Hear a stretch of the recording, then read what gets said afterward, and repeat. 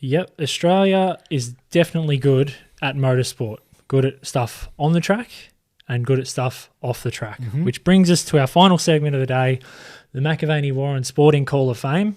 This is one I've been excited for a little while since we kind of brainstormed the topic and started putting names on such a prestigious list after the big four of the cricketing world got inducted last week. But instead of the big four, we're going four wheels this week. Many commentators we could choose from and we will choose from over the journey. Yep. But to continue with the list we've got at the moment, keeping it on home soil, we felt it was right to start the racing journey of the Hall of Fame with this week's inductee, Neil Crompton, who has become the voice of V8 supercar racing, Australian touring car racing for the last 30-odd years, a world-class broadcaster. And he's been able to completely mix the idea of special comments and play-by-play commentary like few others. There's no doubt that for whatever reason in the early phase of these restarts, the HRT car is not quite comfortable in... Ambrose has had a massive shunt. Ambrose has had a massive shunt. So Greg Murphy's involved. More cars. The track is jammed. The track is jammed. Yeah, like it's, and for someone like myself who, I mean, obviously out of the two of us, you're full boffin when it comes to motorsport. Out of the two of us, you're the Neil Crompton of this brotherhood. You're fully into it. And I love my racing. I love watching it. I'm super passionate about it. But I mean, I don't even know how to drive a car, so I don't know the technical side of it.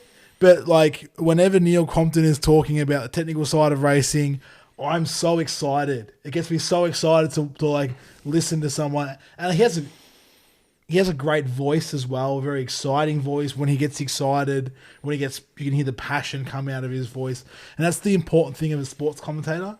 Like, obviously having an iconic voice like a Dennis Cometti or a Ray Warren or a Bruce McAvaney, it goes a long way. Having an iconic voice is one thing, but like hearing the passion is another. Yeah. And like Neil Crompton's passion, like, we've both listened to pretty much every candid interview he's ever done. Yeah. Like his passion for motorsport is literally second to none. Like, he's so passionate about motor racing, be it two wheels or paddock bashing where he started, and all the way through his career. I think a lot of people forget too, like, he was a pretty decently accomplished steerer. Yeah, I think that's glossed over a bit with Crompo, in the fact that he's driving, he probably didn't get the results or the credit that he deserved because he's a very handy steerer.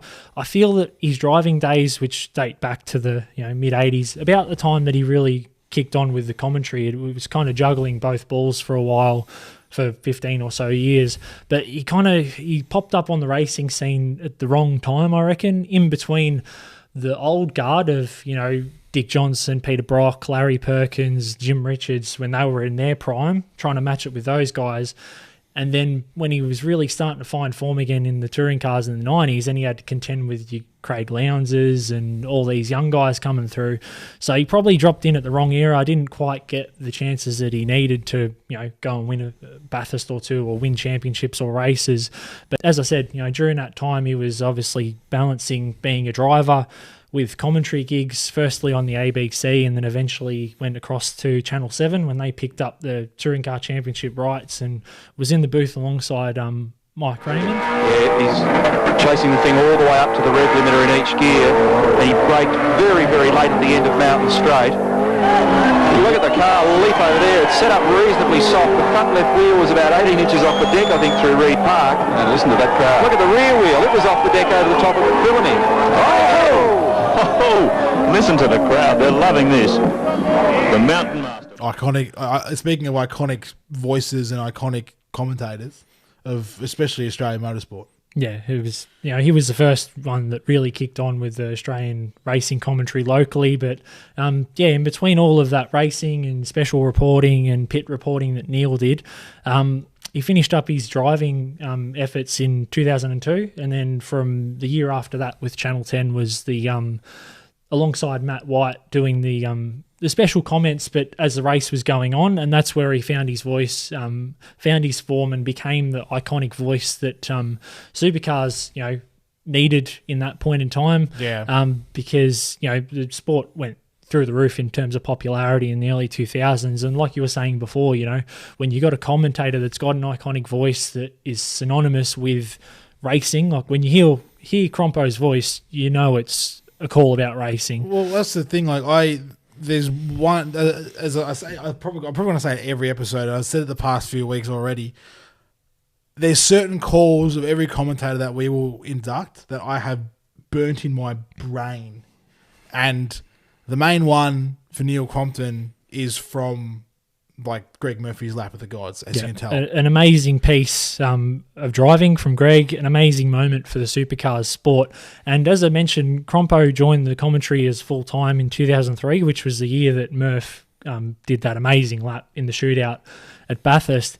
And I think it happened at a really good time for Crompo as well, because it gave him this signature moment, him calling that whole lap.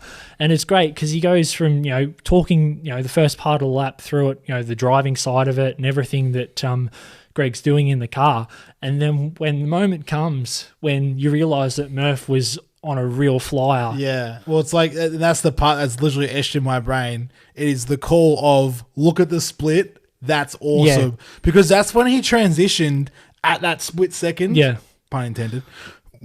He went from commentator to just fan. Yeah. Because he knew that something special was happening. Yeah. In an instant, he went from talking about, Murph driving up through Reed Park, going third to fourth and being on the right line. And then just as soon as he sees the sector time, he just lights up, hits the limiter and gives us that iconic call. Reset the throttle then. You heard a little dab.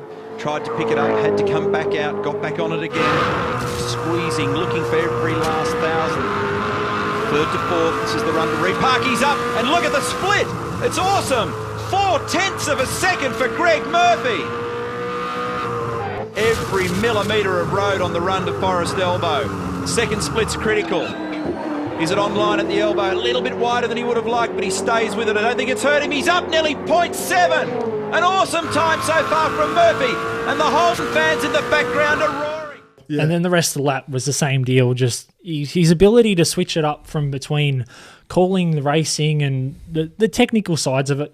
I get it that, I'll keep my racing hat on for a moment because as a racing fan, I love the stuff. I know that a lot of other people see driving a race car as, you're just driving a car and it's going around in circles.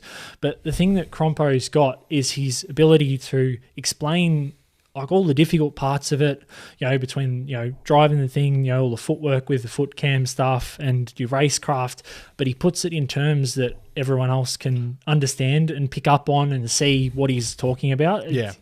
He's also got the ability to go full boffin and into the in-depth stuff and, the really technical side. But even when he does that, he explains it in such a way that your everyman can get what he's talking about. And there's been a few other instances where, like with the Murphy lap, he's got that switch with the iconic battle between Scotty McLaughlin and Whincup at Clipsal in 2014. Oh, yeah.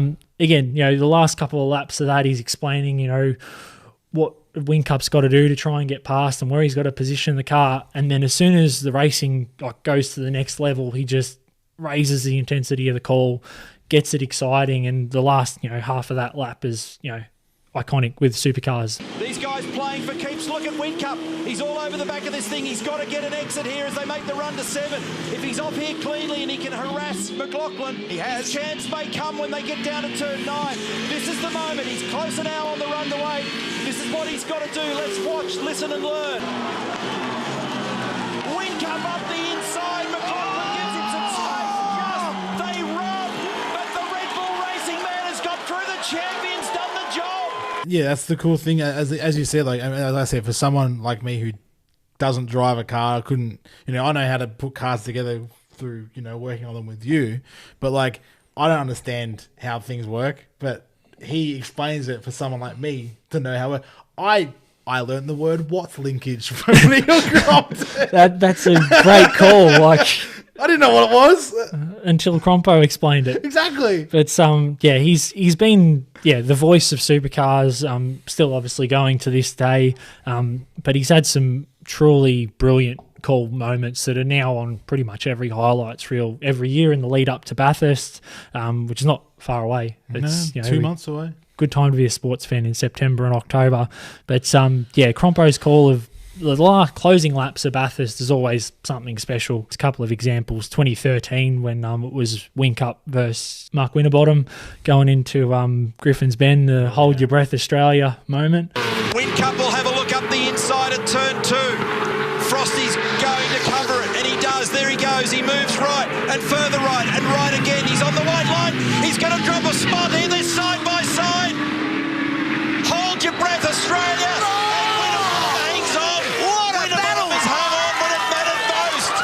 That's obviously etched in any Aussie racing fan's brain. And then the year after, when it was, in my opinion, the greatest motor race ever, the 2014 Bathurst 1000, again, his call of the last lap when it was all on the line with Whincup and Chaz Mostert is just special stuff. And because that's when he literally, like, you could hear it all the time. That pretty much like the last 3 laps from when Whincup was obviously running out of fuel. Yeah, he was switching from, oh my God, this is incredible as a race fan to scanning the radios, and keeping everyone up to date with, what's happening, why hasn't Whincup listened, or what's going on here.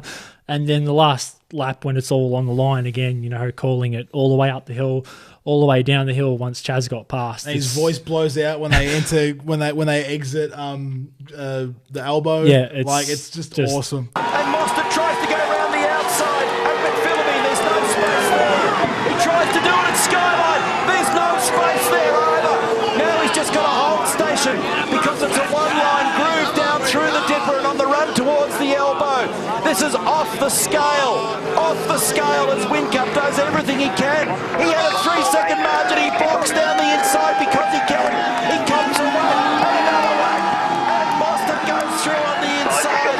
This is huge in Australian motorsport. They've gone berserk at Ford Performance Racing. Amazing stuff, and hopefully he's calling the supercars for a long time to come, because he's still got it too. In the races this year, still calling him as good as ever. Yeah, there's been some really great racing from the past 2 years, and especially during like the lockdown, the COVID affected seasons, there was some really great racing, and he was absolutely killing it. And even I think the fun thing too is, right, like obviously through that period was tough for everybody, but that kind of showed we all know he's a very fun character. And again, if you listen to some of his interviews with the V8 Sleuth with Aaron Noonan and guys like that, and Rusty's Garage as well. Garage. A couple of brilliant chats if you haven't heard them.